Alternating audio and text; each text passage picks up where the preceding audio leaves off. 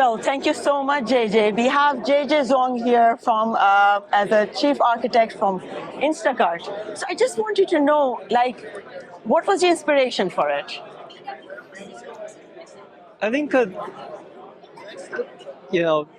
Instacart is always about focusing on solving one of the most important problems for people. That is, what's for dinner? Yes. And at every stage of the company, we solve it differently. Mm-hmm. Today, we use Gen AI to try to solve this problem. Yeah. No, that's fabulous. And I believe that this is not your first open forum. You've been here a couple of times, but this is the first time that you're speaking in it. So what has your experience been so far today? How would you think about it? Yeah, I think that Open is just such an incredible community. Every time I come, I not only hear so many inspiring speakers to share their experience, their expertise. Yeah. It's also that this is such a welcoming community.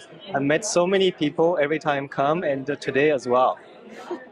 No, it's a pleasure to have you as well. So I did write down a few questions that I wanted to ask you. And one of them is, what is the most exciting recent developments in AI and technology that you find particularly promising?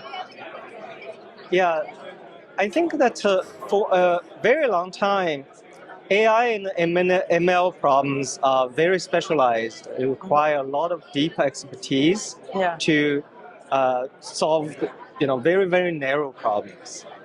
Today, with the development of large language models and the foundation models, not only we see that there's an explosion of applications because the technology is now more accessible to application builders. Yeah. It's also that the class of problems we can solve using general models, using foundation models, becomes very achievable because it's language understanding capability.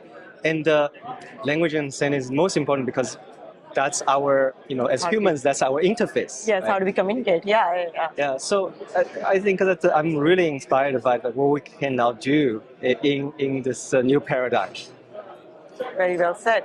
And how would you say, for our developing nation, especially if I think about Pakistan, how should we be ready for that? Or what can we do to kind of, take advantage of this big movement?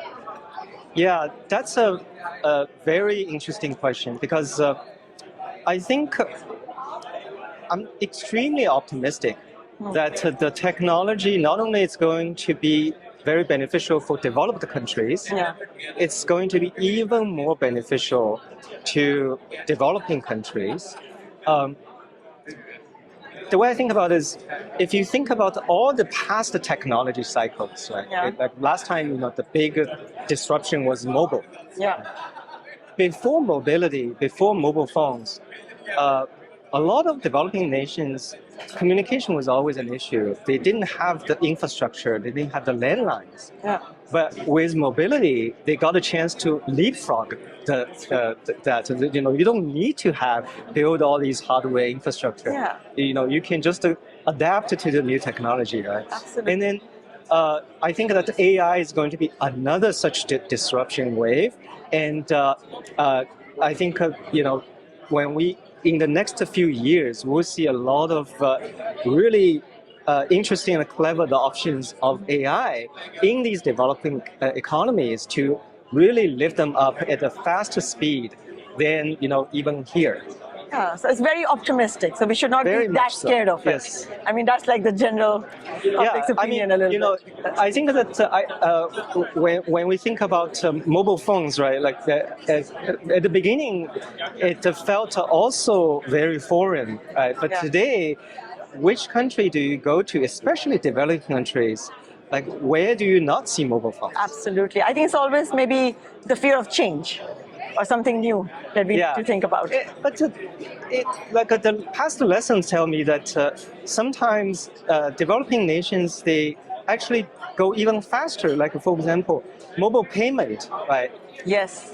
It's not ubiquitous in the US. Yeah. But it is ubiquitous in Asia. Yeah, you're right. Very well said. Dija, I had a few other questions as well for you. So one of the things is that you hear nowadays a little bit coming on the fear factor that I was just mentioning, and for the youth basically, and where they're headed towards, what kind of job market. And with this AI, all we hear is about, oh my God, how are we going to skill ourselves, right? Or what can we expect? What is the kind of maybe advice or suggestion would you give to the youth of today who are actually trying to, progress towards their future?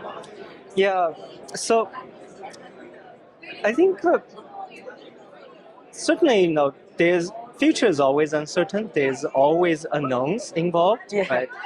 So I think people very often think about the future in using today's lenses. And so, the fear factor is like, it used to be this profession and this skill set. What if that skill set is no longer valuable? Yeah. But at the same time, if we think back 20 years before the general availability of internet, the abundance of content, search, and all these new media types, such as you can find any type of YouTube video to cover any topic, right? The abundance of these information. If we rewind 20 years ago, we tell the people then, there's going to be this much content available on the internet. Yeah. Would that have been fearful to those people back then, right? Yeah. People probably would have been thinking what do I do? Because in the future, everyone will know as much as I do. So what is going to be my skill set for? Exactly. Right? Yeah. I think it's the same problem we face today. Today, none of us would think it's feasible to live in a world where there's no Google Map, there's no search, right? No internet. But we actually thrive in this type of environment. Yeah. And I think in those lenses, AI is going to be the same. In fast forward a few years, it will be impossible for us to imagine without AI tech. Yes, it will we would do things differently, right? Yes. It will aid us in different ways. And today's student, when they learn things, it shouldn't be okay, wherever I learn in the classroom, I'm going to just rely on this for the rest of my life. Yeah. All of us need to become faster learners and adapt more quickly, and AI is going to help us to do that. So what about, I'm sorry, something came up while you were saying about AI. What about that whole thing about decision making? That AI might start making decisions for us. It's a little bit already, they are saying it's already seeped through, of course, as far as media or news is concerned. You seem very optimistic with AI, so I'm just wondering, where do you see that decision making coming in, and should we still be scared of that? Yeah, I mean, there are two levels of potential fears, right? Yeah. One is, if AI is going to make all the decisions, then what do I do? The second piece is, if AI is going to make all the decisions, what if it makes dangerous decisions that endangers us, right? Yeah. So those two are sort of related but different problems. Mm-hmm. I think the first class of problem, the fear is really about, what is our role in the world as humans? Yeah. But if we really think about it, most of the decisions we make every day, every second, a lot of decisions are, in the end, a burden on us, right? For example, this morning when I drove here to the conference, I was using autonomous autopilot in my Tesla car, right? Yeah. I mean, it's not perfect technology, but it does help me stay in the lane. And I used to have to make all these decisions, micro decisions myself, how to veer a little bit left, a little bit right, so that I can stay on track, right? Yeah. I actually really welcome this opportunity to offload those decision making to something else. And I think increasingly, a lot of the type of low-level decisions we make today, we still feel that this is our job. I need to get back to this person because he asked for time to meet, right? Yeah.